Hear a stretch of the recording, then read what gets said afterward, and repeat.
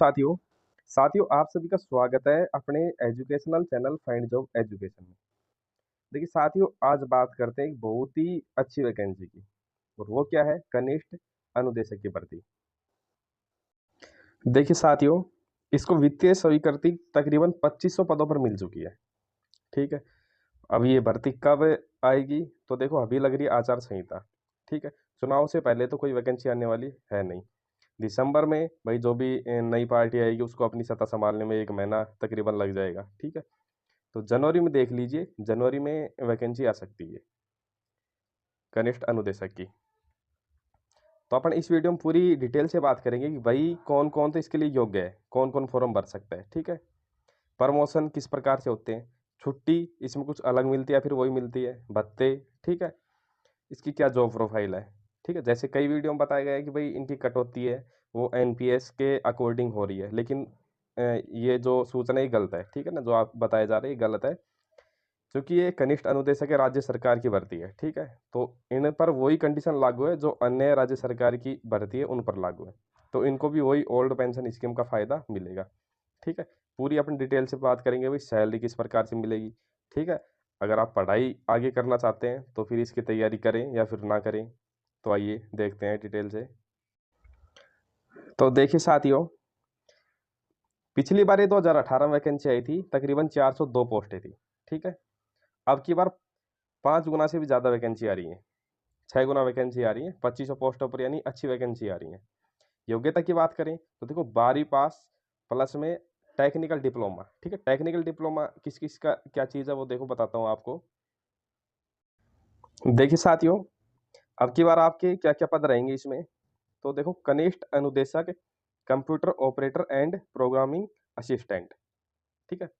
एक पद है आपका मैकेनिकल डीजल इंजन का, ये सारे टीचर के पद है। इलेक्ट्रीशियन में इलेक्ट्रॉनिक्स मैकेनिक, फिटर का mechanic, refrigeration and air conditioner, welder के, वायरमैन, कार्यशाला गन्ना विज्ञान। ठीक है ना, ये सारे टीचर के पद हैं। अब इनके लिए देखो कुछ अनुभव भी चाहिए आपको, साथ में एक फिक्स डिप्लोमा भी होना चाहिए आपके पास। अब देखिए साथियों, इसमें जो मेन इंपॉर्टेंट चीज़ है वो क्या है कि भाई कौन कौन योग्य है, कौन कौन फॉर्म भर सकता है। तो देखो, मेनली 12वीं पास, साथ में आपके पास एक टेक्निकल डिप्लोमा होना जरूरी है। वो क्या है? यदि आपने कंप्यूटर साइंस, ठीक है, अभियांत्रिकी या प्रौद्योगिकी में 3 वर्ष का आपके पास डिप्लोमा है तो भी चलेगा, आप फॉर्म भर सकते हैं। ये नहीं है तो आपने यदि एमसीए की है या फिर कंप्यूटर विज्ञान अभियांत्रिक प्रौद्योगिकी में बीई या फिर बीटेक किया है तो आप फॉर्म के लिए अप्लाई है कर सकते हैं, फॉर्म भर सकते हैं। आपने बीसीए या बीएससी की है तो भी आप फॉर्म भर सकते हैं। ठीक है। कंप्यूटर विज्ञान डीओई एसीसी ए लेवल। ठीक है। या फिर आपने अप्रेंटिस किया। आप देखो अप्रेंटिस वाले इसमें फॉर्म अप्लाई कर सकते हैं। उसके लिए देखो कुछ एक्सपीरियंस चाहिए इसमें सभी पोस्टों के लिए। ये देखिए एक्सपीरियंस किस प्रकार से, जो भी आपके पास ट्रेड है उसमें किसी उद्योग या किसी सरकारी विभाग में किसी तकनीकी पद पर या किसी मान्यता प्राप्त अध्यापन संस्थान है, जैसे कोई मान लो आईटीआई कॉलेज है। ठीक है। वहाँ पे आपने अध्यापन कार्य किया है तो उसका अनुभव आपके पास होना चाहिए। ठीक है। यदि आप कंप्यूटर विज्ञान से, अभियांत्रिकी प्रौद्योगिकी से हैं तो आपके पास 2 साल का एक्सपीरियंस होना नेसेसरी है। ठीक है। यदि आपने एमसीए कर रखी है या फिर कंप्यूटर विज्ञान अभियांत्रिक प्रौद्योगिकी में बीई या फिर बीटेक है तो आपके पास 1 साल का एक्सपीरियंस होना नेसेसरी है। ये एक्सपीरियंस जैसे मान लो कोई बड़ी इंडस्ट्रीज है, ठीक है, उसमें आपने कार्य किया है उसका एक्सपीरियंस, या फिर कोई संस्थान है जैसे आईटीआई संस्थान है, ठीक है, वहाँ पे आपने अध्यापन कार्य किया है। यदि आप बीसीए या बीएससी कर रखी है आपने, ठीक है ना, कंप्यूटर विज्ञान डीओईएसीसी से आपका ए लेवल है यानी ए लेवल का डिप्लोमा है तो आपके पास 2 साल का एक्सपीरियंस होना नेसेसरी है। और यदि आपने अप्रेंटिस की है तो 3 साल का आपके पास एक्सपीरियंस होना चाहिए किसी इंडस्ट्रीज में काम करने का। अब देखो साथियों, पद कोड संख्या 2 से 8 तक की बात करते हैं। ठीक है।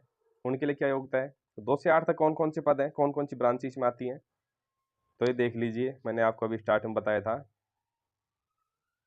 एक तो इसमें मैकेनिक डीजल इंजन वाला आता है। ठीक है।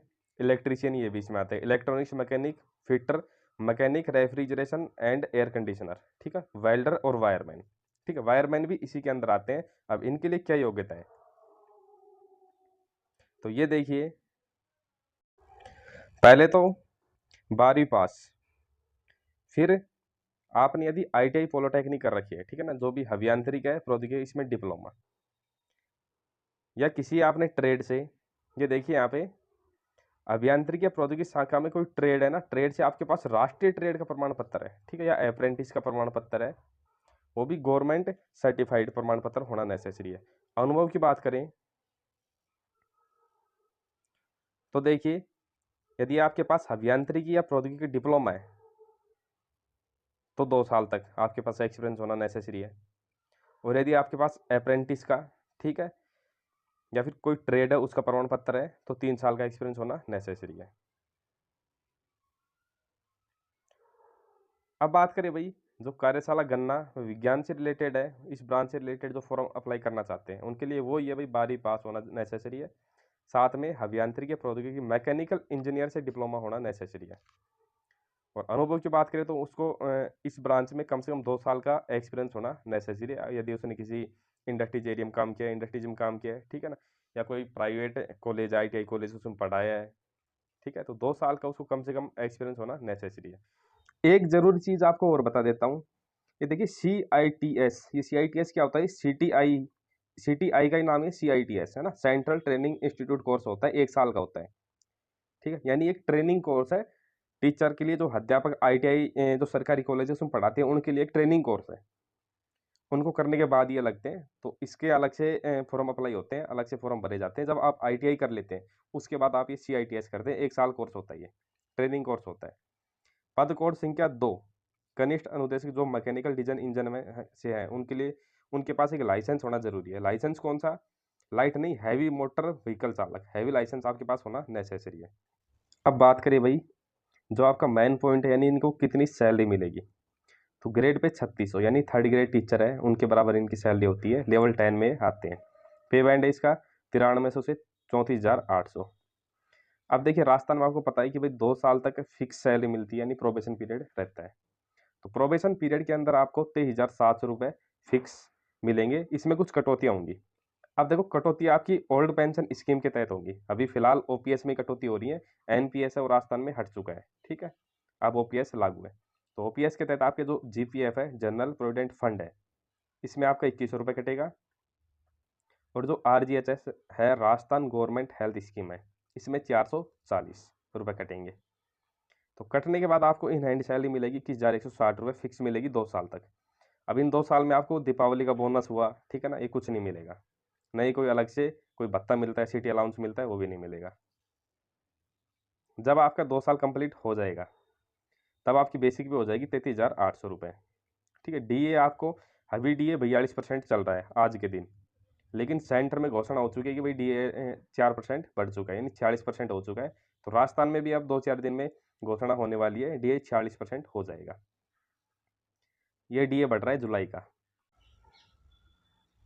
अब आपको देखो HRA कितना मिलेगा, यानी हाउस रेंट अलाउंस, तो ये 9% व 18% की दर से मिलता है। 18% कहाँ मिलेगा?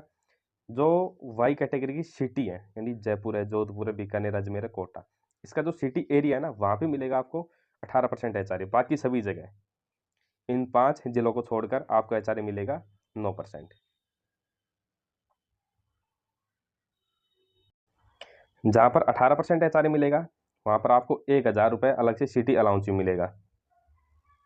इसके अलावा आपको कोई और अदर अलाउंस नहीं मिलते हैं, तो आपकी ग्रोथ सैलरी ये हो जाएगी। सेम वही आपकी डिडक्शन होंगी, इसमें कटौती होंगी OPS के तहत। अब इसमें एक कटौती आपकी और बढ़ जाएगी, वो है SI, स्टेट इंश्योरेंस की, यानी आपकी 2,200 रुपये की SI की कटौती होने लग जाएंगी। कटने के बाद आपको नेट सैलरी मिल जाएगी 51,692 रुपये, जहाँ पर आपको 18% HRA मिलेगा वहाँ पे, बाकी अदर जगह पे 47,650 रुपये। अब देखो भाई, इतना अपन ने समझ लिया। अब एक इंपॉर्टेंट चीज़ है कि अपनी सैलरी में बढ़ोतरी किस प्रकार से होगी। तो देखो, साल में 2 तरीके से सैलरी बढ़ती है। एक तो आपका जो बेसिक पे है 33,800, 2 साल के बाद में फिक्स पे, उसमें हर साल 1 जुलाई को 3% का इंक्रीमेंट लगेगा, 3% का। एक बढ़ोतरी किस प्रकार से होंगी, जो आपका DA है, महंगाई भत्ता है, ठीक है, वो साल में 2 बार बढ़ेगा, 1 जनवरी में, 1 जुलाई में, ठीक है। अब जुलाई का भत्ता जो 4% बढ़ रहा है वो अक्टूबर में बढ़ रहा है, ठीक है। तो जुलाई, अगस्त, सितंबर और अक्टूबर, ये 4 महीने हैं, इनकी कटौती आपकी GPF में चली जाएगी। अब तो कार्य क्या करना पड़ेगा, तो जो भी सरकारी ITI या पॉलिटेक्निक संस्थान है वहाँ पर अध्यापन का यानी पढ़ाने का काम आ इनका पढ़ाने से रिलेटेड काम करना पड़ेगा। पोस्टिंग कहाँ होंगी, तो जो बड़ी बड़ी संस्थाएं हैं, ठीक है ना, संस्थाएं यानी कि ITI कॉलेज है या पॉलिटेक्निक कॉलेज है, वहाँ पर आपकी पोस्टिंग होगी। और ये ज़्यादातर संस्थाएं कहाँ पे है, सिटी एरिया के अंदर ही है ज़्यादातर, तो सरकारी कॉलेज है ये। ड्यूटी टाइम की बात करें तो आपका ड्यूटी टाइम रहेगा, यानी जो स्कूल का टाइम रहता है उसके अनुसार आपका ड्यूटी टाइम रहेगा, गर्मियों में अलग, सर्दियों में अलग। छुट्टी की बात करें तो देखो छुट्टी किस प्रकार से मिलेगी आपको, हर संडे की छुट्टी मिलेगी, सैटरडे की छुट्टी नहीं मिलेगी। ये देखो गलत प्रिंट हो गया यहाँ पे, सैटरडे की आपको छुट्टी नहीं मिलेगी। कोई भी गवर्नमेंट हॉलीडे जैसे होली है, दीपावली है, ठीक है, रक्षाबंधन है, उन सभी की छुट्टी मिलेंगी। हाँ, एजुकेशन लीव ये किस प्रकार से मिलती है, अब मान लो आप लग गए, ठीक है ना, और आप आगे तैयारी करना चाह रहे हैं तो आपको छुट्टी चाहिए। तो जब आप प्रोबेशन पीरियड में हैं तब तो आप 1 महीने की छुट्टी ले सकते हैं रेगुलर। यदि इससे ज़्यादा छुट्टी लेंगे तो जो आपका प्रोबेशन पीरियड है 2 साल का, वो उतना ही आगे बढ़ जाएगा। ठीक है, अगर आपने 40 दिन की छुट्टी ले ली तो आपका 40 दिन आगे बढ़ जाएगा प्रोबेशन में। जब प्रोबेशन कंप्लीट हो जाता है तब आप एक बार में 1 साल की छुट्टी ले सकते हैं, 2 साल कंप्लीट होने के बाद, विदाउट पे, बिना सैलरी के। इसके अलावा पितृत्व अवकाश भाई जो सभी सरकारी सर्विस में मिलता है राजस्थान के में, सेम वही मिलेगा 15 दिन का। यदि कोई लड़की है, ठीक है, बच्चा होता है, उसको 6 माह का मैटरनिटी लीव मिलता है। 15 CL मिलेंगी, 30 PL मिलेंगी आपको, ठीक है, 20 मेडिकल लीव, 2 RH, ठीक है। क्वार्टर की बात करें तो क्वार्टर यदि कोई सरकारी ITI कॉलेज संस्थाएं है वहाँ पे क्वार्टर बने रहते हैं तो आपको मिल जाएंगे, लेकिन बहुत कम चांस रहता है कि ऐसे में क्वार्टर मिल जाए आपको। ट्रांसफर, हाँ, तो इसमें होम जिला आसानी से मिल जाता है। होम डिस्ट्रिक्ट है उसके लिए देखो यदि आपकी रैंक अच्छी है तो आपको फर्स्ट में मिल जाएगा। यदि फर्स्ट में नहीं मिलता है तो आप 2 साल के बाद अपना ट्रांसफ़र करवा सकते हैं। यदि आपके गृह जिले में पोस्टें खाली हैं, कोई सरकारी पॉलिटेक्निक कॉलेज है, ITI कॉलेज है, वहाँ पे पोस्ट खाली है तो आप अपना ट्रांसफ़र करवा सकते हैं वहाँ पे। ड्यूटी के टाइम पढ़ने का समय मिलता है, वो मैंने आपको बता दिया, मिल जाता है, ठीक है, ज़्यादा बर्डन वाला काम नहीं रहता है। अब देखो प्रमोशन किस प्रकार से रहता है, तो इसमें आपको ACP मिलती है, ठीक है, 9, 18, 27 साल की। प्रमोशन इसमें डायरेक्ट आपका समय से पहले प्रमोशन नहीं हो पाता क्योंकि ऊपर की सीटें खाली नहीं रह पाती हैं, ठीक है। आपका प्रमोशन जूनियर इंटरेक्शन से होगा सीनियर इंटरेक्शन में, ठीक है ना, ये होता है 3600 ग्रेड पे में। इसके बाद आपका प्रमोशन हो जाएगा 4200 ग्रेड पे लेवल सेकंड में, ठीक है, यानी सेकंड ग्रेड टीचर है उसके बराबर। इसमें आपको ACP का लाभ मिलता है, यानी कि जब आपकी सर्विस 9 साल की होती है तब आपको ऑटोमेटिक 4200 ग्रेड पे इसका प्रॉफिट मिल जाता है। जब आपकी सर्विस 18 साल की होती है तब आपको इससे नेक्स्ट जो ग्रेड पे लेवल है 4800, ठीक है, 4800 ग्रेड पे उसका प्रॉफिट मिल जाता है। और जब आपकी सर्विस 27 साल की होती है तब आपको 5400 ग्रेड पे यानी SDM के बराबर ग्रेड पे का प्रॉफिट मिल जाता है। तो साथियों, यदि वीडियो अच्छा लगा हो तो चैनल को सब्सक्राइब जरूर करना, और यदि आपकी कोई और भी क्वेरीज है तो कमेंट करके ज़रूर बताना, आपकी पूरी पूरी सहायता की जाएगी।